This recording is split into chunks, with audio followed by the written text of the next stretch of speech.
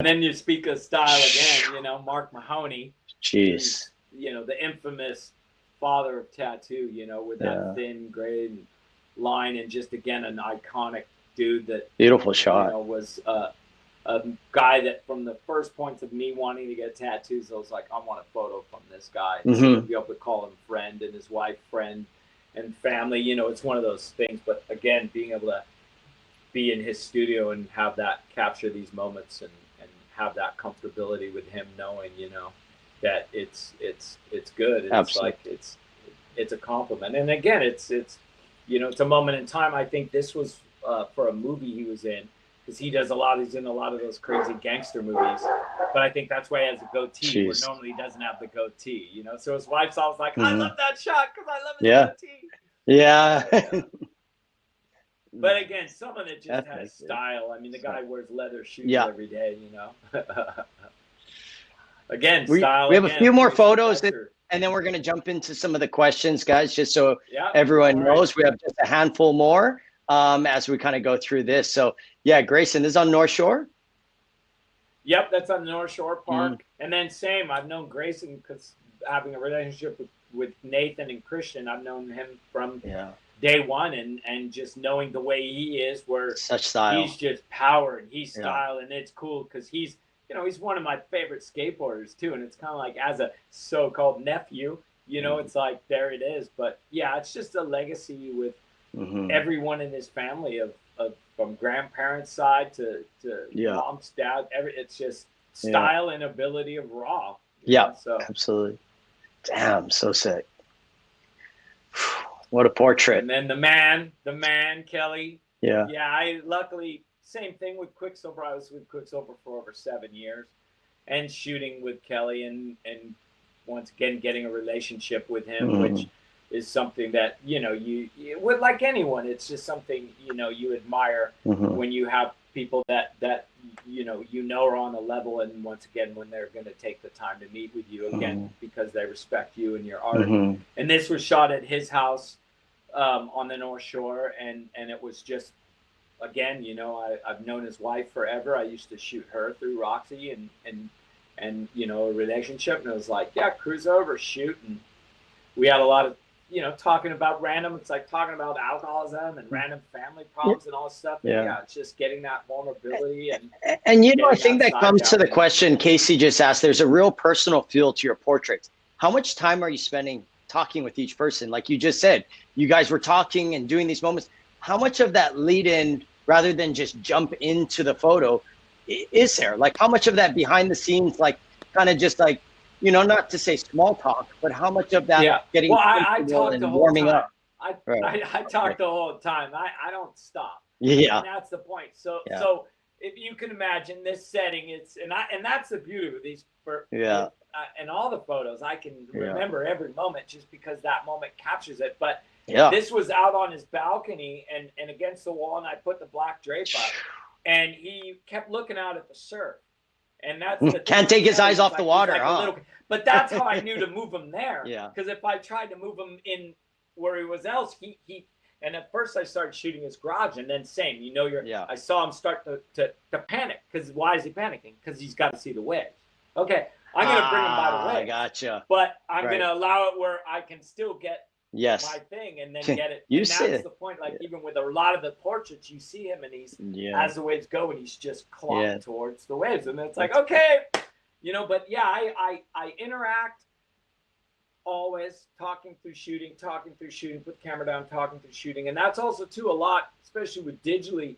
When I shoot this, there's a lot that I'm actually like shooting as I go away too. So if you were to go through my stacks of photos, there's photos, but that thing, I'm just shooting and trying to get in the conversation and get to that point. Yes. You know? Stephen just asked on like how much of the coaching you're doing through the subject, you know, of the subject there. And, you know, it to me, it's, you know, you're constantly talking, but you're letting Kelly be himself here. You know, there might've been a few like, hey, Kelly, just a couple quick, like, you know, look at me, but for the most part, you're trying to let them be themselves. And you identified, hey, Kelly's not going to stop staring at the waves. And, you know, it's funny, Morgan Masson was on a few weeks ago, and he had a similar photo of Kelly, but like on a boat, looking the other direction, and it's Kelly just staring at the waves with that same look. This, Kelly is just so Kelly that he wants to just be in there. He's never take his eye off the ocean, which I love.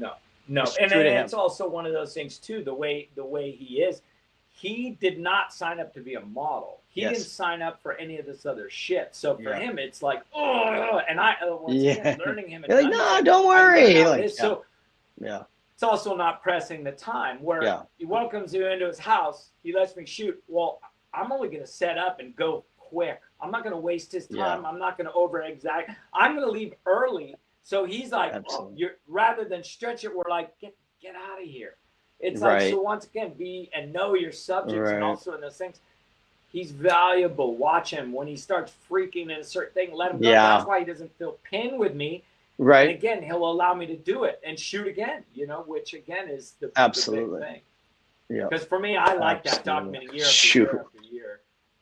Damn. This one is rad. This is Nathan Fletcher, and for me, it's funny because it's one of my favorite skate photos I've ever shot, and it's of Nathan. And it's one of those things. It was a pool by his house in San Clemente, and we were there with Sonny Miller, rest in peace, another great, filmmaker that I met through this whole world, and another guy, Pat Myers.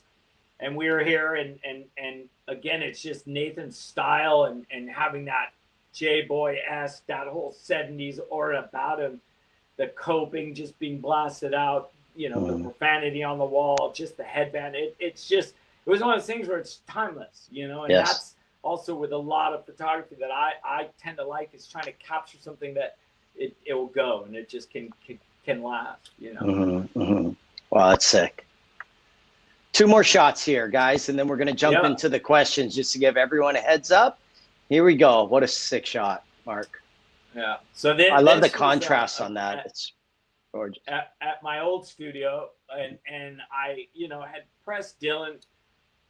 We were going to shoot him in a suit, and he liked wearing suits. He loved to dress up, fucking just master of style and all this stuff. So I was like, hey, I want to shoot a photo of you doing a kickflip, doing a 360 flip, in the suit. And he's just like, no. And then funny thing, him and I had the same size shoe. So again, these were his signature shoe at the time, but I brought his skate shoe with him, this shoe, and it was like, all right, I got your shoes, so it was like, there was no excuse.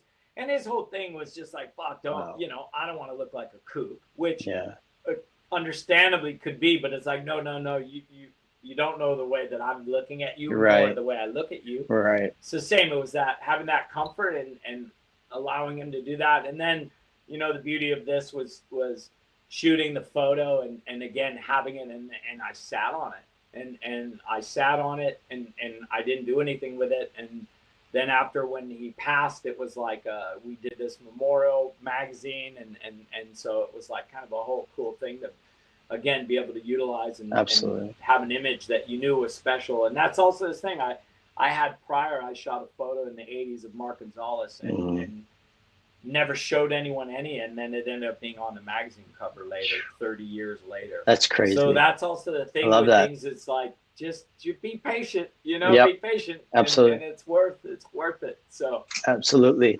And I think that what that goes back to, just kind of talking about it is, seeing your vision, how you guys see something, how you want to shoot something. Your subject is kind of like, what am I going to look weird on that? Am I going to do that? You shoot it. Share it with them, you guys. You show it with them.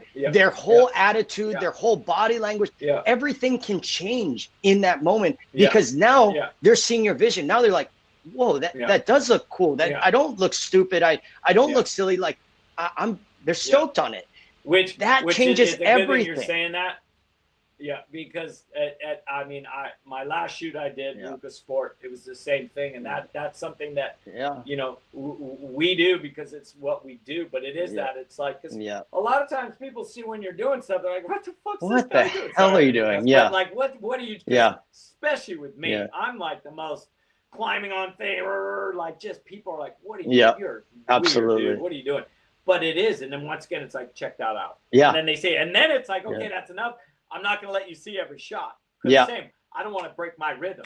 Right. Absolutely. Build that confidence. No, you build it that one time in the beginning. and you get their trust. I mean, a lot of times if you've worked with them, you don't have to do that. But even when you like, I look at it and you're like, that light's working where they can't see it with this, the naked eye. You show it to them, the whole body language changes, you guys. Their demeanor, 100%. They're willing, they're excited. You don't want to do a couple more. You're like, I want to do a couple more. Like, so I think that's a very important because no one wants to look bad. Absolutely. Everyone wants to look good. Change their thinking, you guys. Change their attitude just by showing them that quick shot, and it can do it. As we're here on this last photo, great photo of Strider. What is going on here? And then we'll jump into the questions. All right, so this was another one of those spontaneous moments. You know, we were there in New York, and there was a hurricane, and it started flooding. This was right in front of the Soho Grand, and I mean, it was flooding like you could see. It's knee deep, and so Strider and you know, Chris Wan was there, and a couple other guys were there, and they had their boards. So I was just like, Strider, Juan, you guys down to go? And they're like, yep, because Juan's like, I'll hold the umbrella for you, like, whatever. They're like, let's go. And same, it was that confidence. And sure enough, we went in the middle of the street, shot these photos. You know, is once again shot on a Canon. Same, just nailed it. And it was crazy because there's this water. There's actually poo and stuff going by us, and it was so heavy. And all the people at the hotel were all out front, like, you guys are crazy. And then they're like, you need to get hepatitis shot. And so literally everyone freaked me out. I'm like, I'm getting a hepatitis shot. So that's the only photo that I ever needed to get a hepatitis shot for. Holy cow. But again, it was one of those moments of, you know, just going and thinking, fuck, this is going to be a cool setting, and taking the risk. Thank you for tuning in to this week's episode of Between Sets. Make sure to like and subscribe to be tuned in on all future episodes. Thank you.